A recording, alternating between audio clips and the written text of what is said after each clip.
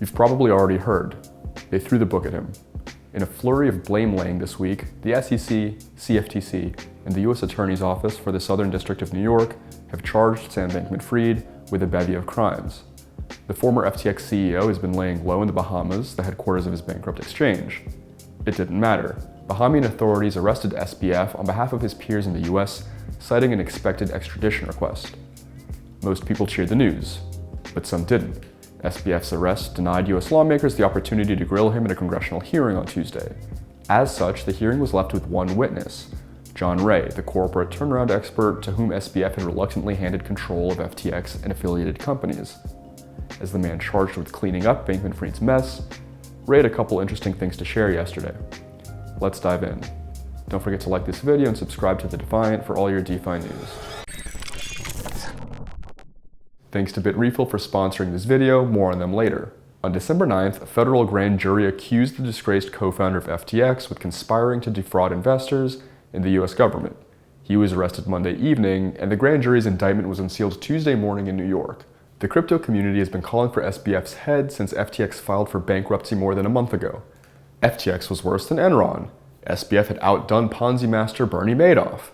That he wasn't in prison was proof his charm and donate offensive had worked, that politicians and law enforcement officials were bought off or worse, that he was a plant sent to destroy crypto from within. All the while, SBF had a somewhat consistent story. I was in over my head, it was all a big mistake. But prosecutors aren't having it. They've charged SBF with 8 counts of securities fraud, wire fraud, and conspiracy charges. The criminal complaint did not name any other employees of FTX or Alameda, but the indictment makes numerous mentions of others known and unknown who conspired with Bankman-Fried. And in a press conference Tuesday, Damian Williams, the head of the U.S. Attorney's Office for the Southern District of New York, said the indictment of SBF will, quote, not be our last. To those who had been a part of SBF's alleged crime, he said, come see us before we come and see you. Meanwhile, the U.S. Securities and Exchange Commission and the Commodity Futures Trading Commission sued SBF on Tuesday for fraud in connection with the criminal complaint. They allege what many in crypto have suspected for weeks, that SBF diverted customers' crypto to his privately held hedge fund, Alameda Research. The SEC alleges SBF started his scheme to defraud FTX investors in May of 2019. The agency said the young CEO raised almost $2 billion from investors believing FTX had, quote, appropriate controls and risk management measures. And the downfall of FTX may have begun not in November, according to the SEC, but all the way back in May. The agency says FTX scrambled to weather the crypto meltdown triggered by the $60 billion failure of Terra and its stablecoin UST. Alameda's lenders demanded payment of billions of dollars in loans, and it was unable to satisfy the calls.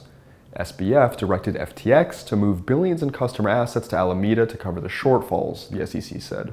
But Bankman-Fried didn't stop there, the SEC continues. Even as it was increasingly clear Alameda and FTX couldn't make customers whole, Bankman-Fried continued to misappropriate customer funds. Some of this information used to indict Bankman-Fried likely came from FTX's new leadership. On Tuesday, Ray, the corporate turnaround specialist who took control of FTX on November 11th, told representatives on the House Financial Services Committee that he'd been in contact with the SEC and the Southern District of New York. Several lawmakers slammed crypto during the hearing, but to Ray, the exchange's demise was simply a case of, and these are his words, old-fashioned embezzlement. This is just taking money from customers and using it for your own purposes, he said. It was not sophisticated at all, except, he continued, in the way they were able to hide it from people right in front of their eyes. Ray gave an opening statement that'll sound familiar to those who've read bankruptcy documents his team has filed since taking over last month. Never in my career, he said, have I seen such an utter failure of corporate controls at every level of an organization. Executives at FTX fail to implement virtually any of the systems or controls that are necessary for a company that's entrusted with other people's money or assets. That lack of standard controls included the storage of private keys protecting hundreds of millions in digital assets without encryption. Alameda was allegedly able to borrow FTX customers' money without any effective limits, granting them a complete ability to lose money beyond their collateral, Ray said. Asked about comments SBF had made during his pre-arrest media tour, Ray suggested those were not true, to put it generously. We'll get to that in a moment, but first, a word from our sponsors. BitRefill allows you to shop online and physically without banks, converting your crypto into merchant balance directly, without any sign-up. It offers more than 5,000 gift card options in 180 countries, and in the USA, you can now pay bills like your mortgage or credit card. creating a Bit Refill account is not required, but it only takes 1 minute and you can get 1% back in rewards. Back to our story. SBF has repeatedly insisted he had not knowingly commingled assets between companies and that he was not privy to operations at Alameda, which was helmed by his on and off girlfriend, Carolyn Ellison. Here's Ray when asked about those comments.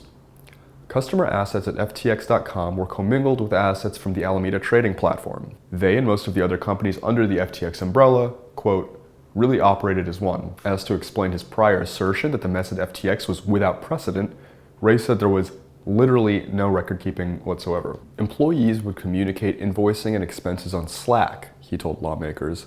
He incredulously noted FTX had used bookkeeping software QuickBooks, a, quote, very nice tool, just not for a multi-billion-dollar company. That lack of record keeping has made it difficult to track and recover assets.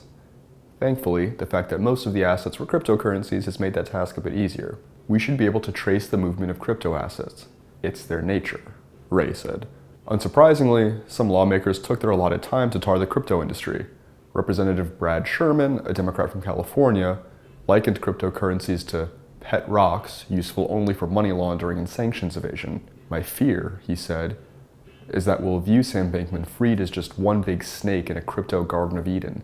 The fact is, crypto is a garden of snakes. Representative Juan Vargas, a Democrat from California, said he really doesn't get the point of blockchain and cryptocurrency. It's like keeping track of how many times you chew gum. Like, who cares? Representative Tom Emmer, a Republican from Minnesota, was one of the few to stand up for the industry at Tuesday's hearing. FTX's collapse is the exact problem that open and permissionless technology like crypto and blockchains solve, he said. I encourage my colleagues to understand Sam Bankman-Fried's con for what it is: a failure of centralization, a failure of business ethics, and a crime. It's not a failure of technology. Whether that argument wins out in the halls of Congress remains to be seen. Wednesday morning, Massachusetts Senator Elizabeth Warren, a Democrat, and Kansas Senator Roger Marshall, a Republican, introduced a bill that cryptocurrency think tank Coin Center calls an opportunistic, unconstitutional assault on cryptocurrency self-custody, developers, and node operators. CNN notes that the legislation has little chance of getting through this Congress due to time constraints. All that means, though, is that it's going to be introduced in the next one.